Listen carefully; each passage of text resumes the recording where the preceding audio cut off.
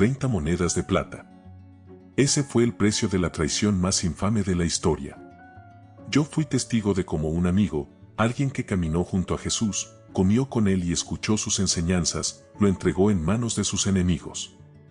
¿Pero qué llevó a Judas a tomar esa decisión? ¿Fue la ambición, el destino o algo más?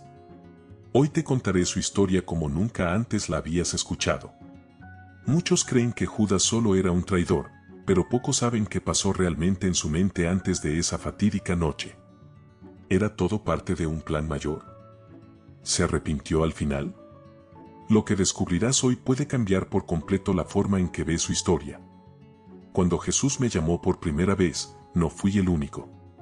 Entre los 12 que eligió, había pescadores, cobradores de impuestos y, entre ellos, un hombre distinto, Judas Iscariote.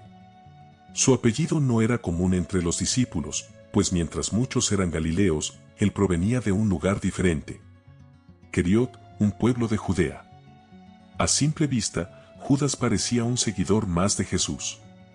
Caminó con nosotros, escuchó cada enseñanza y vio con sus propios ojos milagros que desafiaban toda lógica humana. Pero a diferencia de Pedro, que siempre hablaba con pasión, o Juan, que era cercano a Jesús como un hermano, Judas tenía una personalidad más reservada. Era inteligente, observador y, lo más importante, era el encargado del dinero. Jesús le confió la bolsa con las ofrendas, el dinero que sostenía nuestro ministerio. Y al principio, eso parecía lógico, alguien tenía que administrar los recursos. Pero con el tiempo, empezaron a surgir sospechas. No todos lo notaron al principio, pero había momentos en los que Judas parecía más preocupado por el valor del dinero que por el propósito del mensaje de Jesús. Uno de los momentos que más recuerdo fue cuando una mujer rompió un frasco de perfume costoso y lo derramó sobre Jesús. Fue un acto de amor y devoción, pero Judas no lo vio así. En ese instante, su voz se alzó entre nosotros. Ese perfume pudo haberse vendido por mucho dinero y dado a los pobres. Pero no era compasión lo que había en su voz, sino molestia. Molestia porque ese dinero no había pasado por sus manos. Y en ese momento, algo dentro de mí me hizo preguntarme, ¿por qué Judas, el hombre que caminaba con el Maestro, parecía estar tan obsesionado con lo material? Esa fue la primera señal, la primera grieta en la lealtad de un discípulo que había sido llamado para algo más grande, pero que, sin saberlo, estaba a punto de tomar el camino de la traición. Judas había caminado con nosotros durante años. Vio los milagros, escuchó las enseñanzas más profundas de Jesús y compartió con nosotros el pan en incontables ocasiones. Pero algo dentro de él había cambiado. Lo que antes era una pequeña grieta en su lealtad ahora se convertía en un abismo. No sabemos el momento exacto en el que Judas tomó la decisión, pero sí sabemos que la ambición ya dominaba su corazón. Quizás fue la decepción de ver que Jesús no buscaba el poder político que muchos esperaban, o tal vez era el amor al dinero que poco a poco lo había consumido. Pero cuando los líderes religiosos lo buscaron, no dudó. Aquellos hombres odiaban a Jesús. Lo veían como una amenaza, alguien que desafiaba su autoridad frente al pueblo. Necesitaban un plan, pero había un problema, no podían arrestarlo en público, o provocarían una revuelta.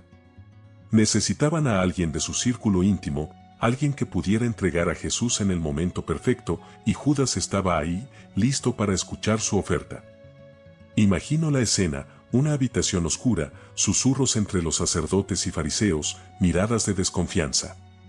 Y entonces, la pregunta clave. ¿Cuánto me darán si se los entrego?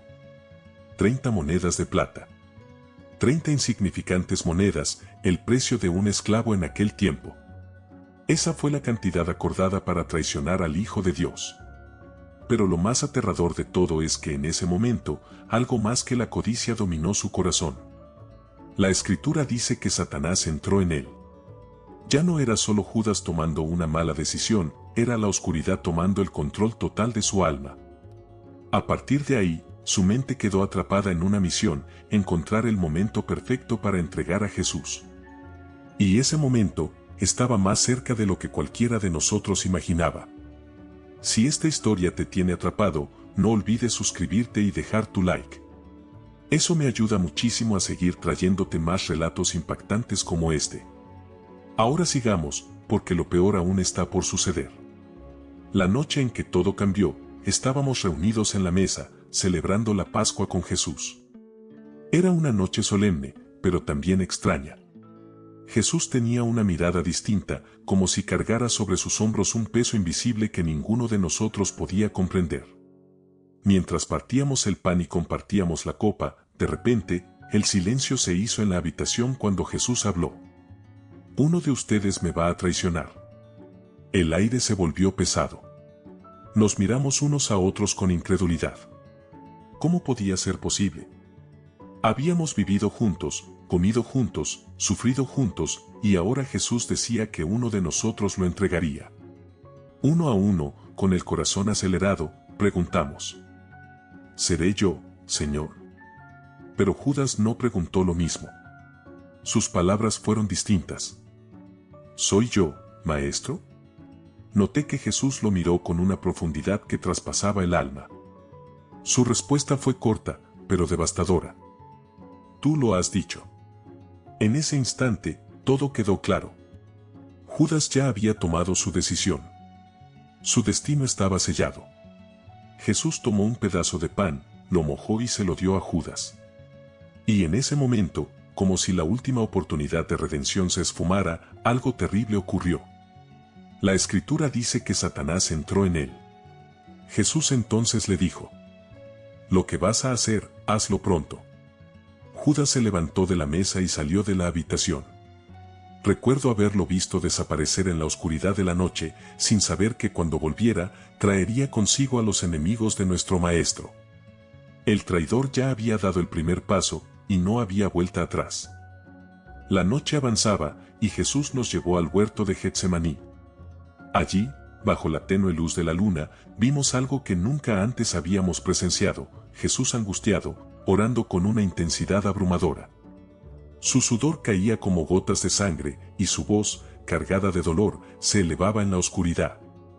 Mientras nosotros, agotados, apenas podíamos mantenernos despiertos, Jesús nos despertó con una advertencia: levántense, el que me traiciona se acerca.